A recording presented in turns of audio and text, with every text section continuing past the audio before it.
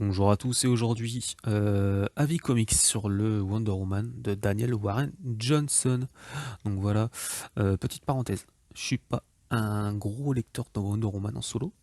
Moi j'ai juste lu le premier tome de Terre 1 sur elle. Sinon, je la croise par rapport aux events, hein, bien sûr, tout ce qui est Infinity Crisis et tout ça, et dans les séries Justice League bien sûr. Donc voilà. Donc à partir de là, je vais vous parler du récit sur l'Amazon la plus connue de la pop culture. Euh, c'est un récit en one shot.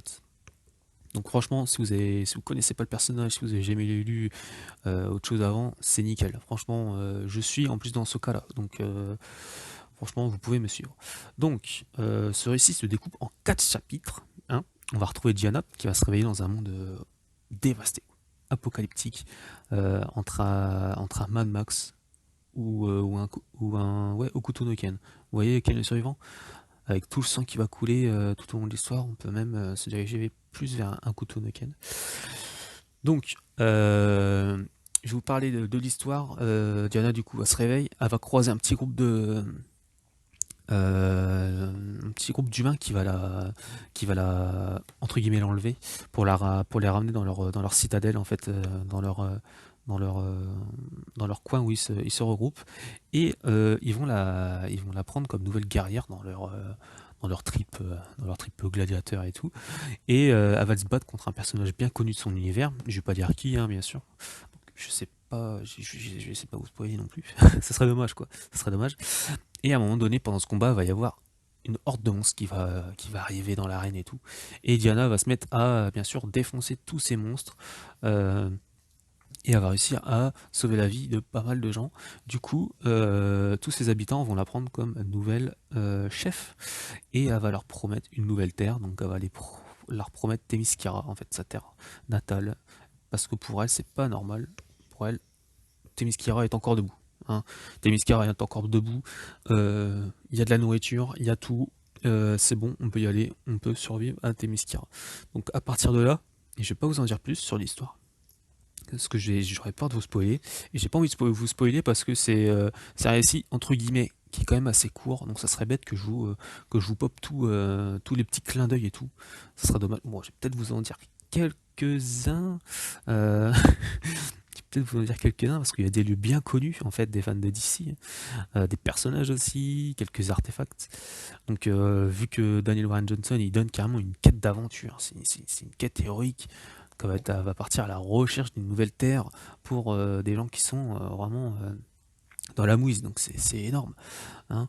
Euh, son aventure elle va être jonchée de monstres et de pas mal de remises en question, hein. Diana va vraiment partir dans toutes les émotions, c'est fou. Quelques petits lieux personnages, peut-être pas personnages, mais des lieux, parce qu'elle va aller sur quelques lieux, un phare bien connu, hein, de l'univers d'ici, parce qu'à un moment donné, ils vont partir de l'endroit où ils étaient pour aller à Themyscira, mais entre deux, et la bataille finale se passe en fait dans leur nouvelle forteresse entre guillemets, et puis en fait c'est un phare, hein, donc il n'y a pas besoin de se poser 10 000 questions. Et, Wonder Woman, elle va essayer de partir chercher de l'aide euh, dans une forteresse de solitude. Voilà, j'en dis pas plus. Ouais, faut pas être bête non plus, mais j'en dis pas plus, parce que sinon je risque de spoiler. Et côté artefact, bah, elle va retrouver quelques outils bien à elle, hein.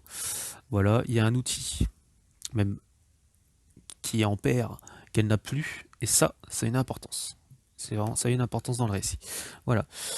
J'ai lu Mortal Falcon il y a peu, donc moi, je suis resté dans son univers, même côté graphique, son identité graphique, je suis resté dedans. Donc c'est très bien noir, bien sombre, épais. Sa façon de dessiner les combats super dynamiques, hein.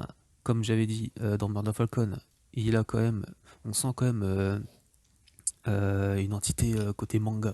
Franchement, on voit qu'il a pris un petit peu de ce côté-là. Donc c'est juste dingue. La bataille finale, il y a une double page magnifique, c'est fou.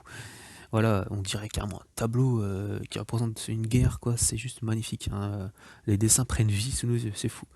Donc voilà. Donc, si vous avez compris, si vous êtes fan de tout ce qui est Odyssée, héroïque et surtout de Wonder Woman, hein, et ben jetez-vous sur ce récit. Voilà, c'est vraiment une bonne pioche.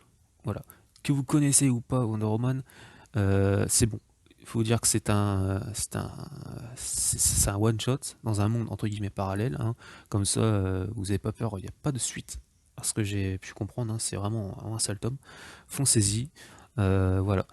Pour moi, ça va être le deuxième comics le deuxième comics de Daniel Warren Johnson que je me prends. Et puis, je vais essayer de me prendre assez vite, hein. Il y a tellement de choses à lire. Et je vais essayer de me prendre assez vite Extremity.